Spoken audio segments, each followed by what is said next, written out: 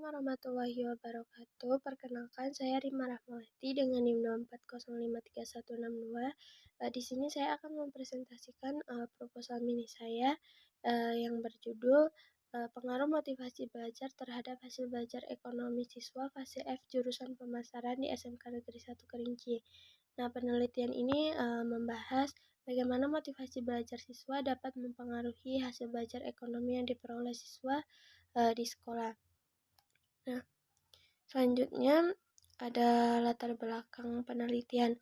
Pendidikan itu memiliki peran penting dalam meningkatkan kualitas sumber daya manusia. Keberhasilan pendidikan dapat dilihat dari hasil belajar siswa. Namun dalam proses pembelajaran ekonomi masih ditemukan siswa yang hasil belajarnya itu belum optimal. Sebagian siswa juga kurang aktif selama pembelajaran berlangsung dan belum menunjukkan keterlibatan belajar yang maksimal. Nah, hasil belajar itu dipengaruhi oleh faktor internal dan eksternal. Salah satu faktor internal yang penting itu adalah motivasi belajar. Nah, motivasi belajar itu merupakan dorongan dalam diri siswa untuk belajar dan mencapai tujuan pembelajaran. Siswa yang memiliki motivasi tinggi biasanya itu lebih aktif, tekun, dan semangat dalam belajar sehingga hasil belajarnya itu lebih baik. Sebaliknya, siswa dengan motivasi rendah cenderung pasif, kurang fokus, dan mudah menyerah sehingga hasil belajarnya itu menurun. Nah, beberapa penelitian sebelumnya itu juga menunjukkan bahwa motivasi belajar berpengaruh positif terhadap hasil belajar siswa. Oleh karena itu, saya sebagai peneliti tertarik meneliti pengaruh motivasi belajar terhadap hasil belajar ekonomi siswa di SMK Negeri 1 Kerinci. Selanjutnya ada rumusan masalah penelitian. Nah, rumusan masalah dalam penelitian ini ada dua. Yang pertama itu apakah motivasi belajar berpengaruh signifikan terhadap hasil belajar ekonomi siswa fase F jurusan pemasaran di SMK Negeri 1 Kerinci. Yang kedua, seberapa besar pengaruh motivasi belajar terhadap hasil belajar ekonomi siswa. Nah, rumusan masalah ini dibuat berdasarkan kondisi yang ditemukan pada latar belakang penelitian. Selanjutnya itu ada tujuan penelitian. Nah, tujuan penelitian ini juga terdiri atas dua. Yang pertama itu untuk mengetahui apakah motivasi belajar berpengaruh terhadap hasil belajar ekonomi siswa.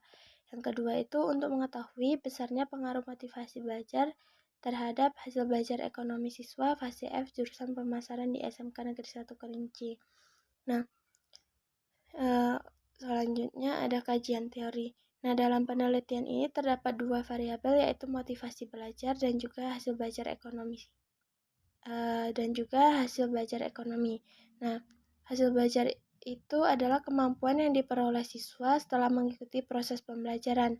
Menurut Bloom, hasil belajar mencakup tiga ranah yaitu kognitif, afektif, dan juga psikomotorik. Yang kemudian motivasi belajar adalah dorongan internal maupun eksternal yang membuat siswa itu mau belajar dan mencapai tujuan pembelajaran. Motivasi belajar terdiri dari motivasi intrinsik dan juga ekstrinsik. Nah, motivasi intrinsik itu berasal dari dalam diri siswa sendiri, misalnya keinginan untuk berhasil. Sedangkan motivasi ekstrinsik berasal dari luar, seperti penghargaan, pujian, atau dorongan dari guru dan orang tua. Nah, dalam penelitian ini, indikator motivasi belajar itu mengacu pada teori Hamzah Biyuno, yaitu keinginan belajar, keinginan berhasil, kebutuhan belajar, harapan dan cita-cita, penghargaan dalam belajar, kegiatan belajar, menarik, lingkungan belajar yang kondusif. Baik, slide selanjutnya yaitu kerangka konseptual. Nah, pada slide ini dijelaskan hubungan antara variabel X dan variabel Y. Variabel X itu adalah motivasi belajar, sedangkan variabel Y itu adalah hasil belajar ekonomi. Nah, penelitian ini menduga bahwa motivasi belajar itu mempengaruhi hasil belajar siswa. Nah, semakin tinggi motivasi belajar siswa, maka semakin baik hasil belajar ekonomi yang diperoleh. Sebaliknya, jika motivasi belajar rendah, maka hasil belajar itu juga cenderung rendah. Slide selanjutnya yaitu ada metode penelitian. Nah, penelitian ini menggunakan pendekatan kuantitatif dengan jenis penelitian asosiatif kausal. Nah, pendekatan kuantitatif itu digunakan karena data penelitian ini berbentuk angka dan dianalisis menggunakan statistik. Nah, sedangkan penelitian asosiatif kausal bertujuan untuk mengetahui hubungan sebab akibat antara variabel motivasi belajar sebagai variabel bebas dengan hasil belajar ekonomi sebagai variabel terikat. Selanjutnya ada populasi dan sampel. Nah, populasi dalam penelitian ini adalah seluruh siswa fase F jurusan pemasaran SMK Negeri 1 Kerinci tahun ajaran 2025-2026 yang berjumlah 25 siswa. Nah, karena jumlah populasi sedikit, maka penelitian ini menggunakan teknik sampling jenuh atau total sampling. Nah, artinya seluruh anggota populasi itu dijadikan sampel penelitian sehingga jumlah sampel juga 25 siswa.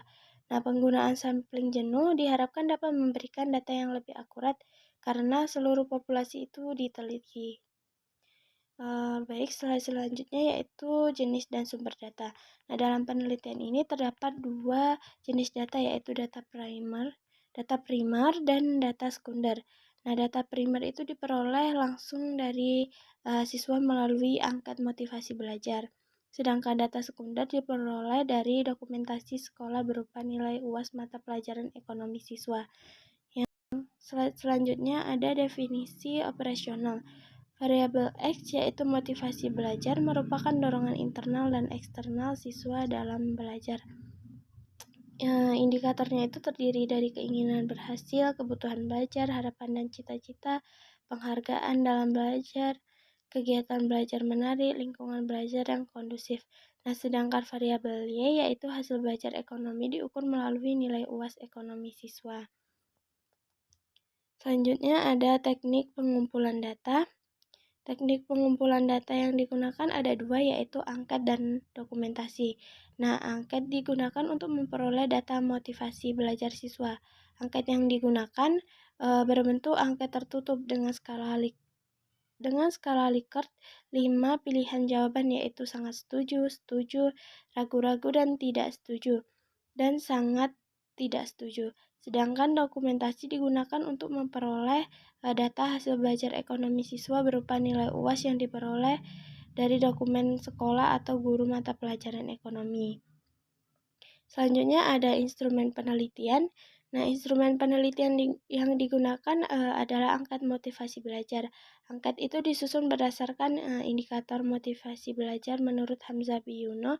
Sebelum digunakan, instrumen penelitian terlebih dahulu diuji validitas dan reliabilitasnya. Uji validitas menggunakan produk moment person untuk mengetahui apakah butir pertanyaan sudah tepat mengukur variabel penelitian. Sedangkan uji reliabilitas menggunakan Alpha-Cronbach, yaitu mengetahui konsistensi instrumen penelitian. Selanjutnya ada teknik analisis data. Analisis data dalam penelitian ini terdiri dari analisis statistik deskriptif dan juga inferensial. Nah, analisis deskriptif itu digunakan untuk melihat gambaran umum, data seperti mean, median, modus, standar deviasi, nilai minimum, dan juga maksimum. Nah, kemudian dilakukan uji prasyarat analisis, yaitu uji normalitas untuk mengetahui apakah data berdistribusi normal, dan uji linearitas untuk mengetahui apakah hubungan variabel bersifat linear. Nah, selain itu nanti akan dilakukan analisis regresi linear sederhana. Demikian presentasi proposal penelitian yang dapat saya sampaikan. Mohon maaf jika banyak kesalahan kata dalam penyampaian. Saya akhiri. Assalamualaikum warahmatullahi wabarakatuh.